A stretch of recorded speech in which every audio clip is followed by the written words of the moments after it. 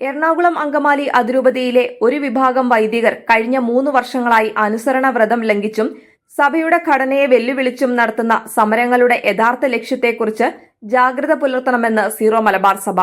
ആരാധനാക്രമത്തെ സംബന്ധിച്ച അഭിപ്രായ വ്യത്യാസങ്ങൾ സീറോ മലബാർ സഭയെ ദുർബലപ്പെടുത്തുന്നു എന്ന തിരിച്ചറിവിലാണ് പരിശുദ്ധാത്മാവിന്റെ പ്രേരണയാൽ ആരാധനയിൽ ഐകരൂപ്യം വരുത്താൻ 1999 തീരുമാനം നടപ്പിലാക്കാനുള്ള പരിശുദ്ധ പിതാവ് ഫ്രാൻസിസ് മാർപ്പാപ്പയുടെ ആഹ്വാനം സീറോ മലബാർ സഭ സ്വീകരിച്ചത്.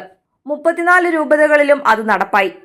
തങ്ങൾ പരിചയിച്ചതിൽ നിന്ന് വ്യത്യസ്തമായി ചില രീതികൾ സ്വീകരിക്കേണ്ടി വന്നെങ്കിലും 95% വൈദികരും സന്യസ്തരും എളിമയോടും വിധേയത്വത്തോടും കൂടി പരിശുദ്ധ പിതാവിന്റെ ആഹ്വാനം സ്വീകരിച്ചു.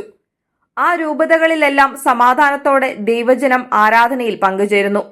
എന്നാൽ എറണാകുളം അങ്കമാലി അതിരൂപതയിലെ ഒരു വിഭാഗം വൈദികർ കഴിഞ്ഞ 3 വർഷങ്ങളായി അനുസരണ വ്രതം ലംഘിച്ചും സഭയുടെ ഘടനയെ വെല്ലുവിളിച്ചും സമരങ്ങൾ നടത്തുന്നത് ദുഃഖകരമാണ്. ഒരു ചെറിയ വിട്ടുവീഴ്ച ചെയ്ത് തങ്ങളുടെ അതിരൂപതയെ ക്രമസമാധാന പ്രശ്നങ്ങളിൽ നിന്നും നിയമയുദ്ധങ്ങളിൽ നിന്നും വിമോചിപ്പിക്കുന്നതിന് പകരം അനേകർക്ക് വിശ്വാസ പ്രതിസന്ധി ഉണ്ടാക്കിയും ഉതപ്പ് നൽകിക്കൊണ്ടും ചില വൈദികരുടെ നേതൃത്വത്തിൽ നടത്തുന്ന സമരപരിപാടികളുടെ യഥാർത്ഥ ലക്ഷ്യങ്ങളെക്കുറിച്ച് സമൂഹം ജാഗ്രത പുലർത്തണമെന്ന് സീറോ മലബാർ മീഡിയ കമ്മീഷൻ അഭ്യർത്ഥിച്ചു. സീറോ മലബാർ സഭയിലെ 34 രൂപതകളിലും സമാധാനപൂർണമായി നടപ്പിലാക്കിയ ആരാധനാക്രമ നിയമം തങ്ങൾ അനുസരിക്കുന്നില്ലെന്ന് ദൃഢപ്രതിജ്ഞയെടുത്ത ഒരു കൂട്ടം വൈദികർ തങ്ങൾക്ക് ജയിക്കാനായി വിശ്വാസികളെ തെരുവിലിറക്കാനും മെത്രാന്മാർക്കെതിരെ വിദ്വേഷം പരത്താനും നടത്തുന്ന ശ്രമങ്ങൾ തികച്ചും അക്രൈസ്തവവും അപലപനീയവുമാണ്.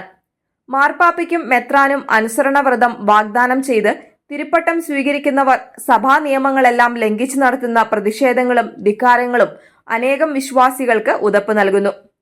ഒന്നിനു പിറകെ ഒന്നായി മുദ്രാവാക്യങ്ങൾ മാറ്റി സഭയെ ദുർബലപ്പെടുത്തുന്ന പ്രവർത്തനങ്ങൾ തുടരുമ്പോൾ അവയുടെ പിന്നിലുള്ള താൽപര്യങ്ങൾ കുറെയൊക്കെ വെളിവാകുന്നുണ്ട്.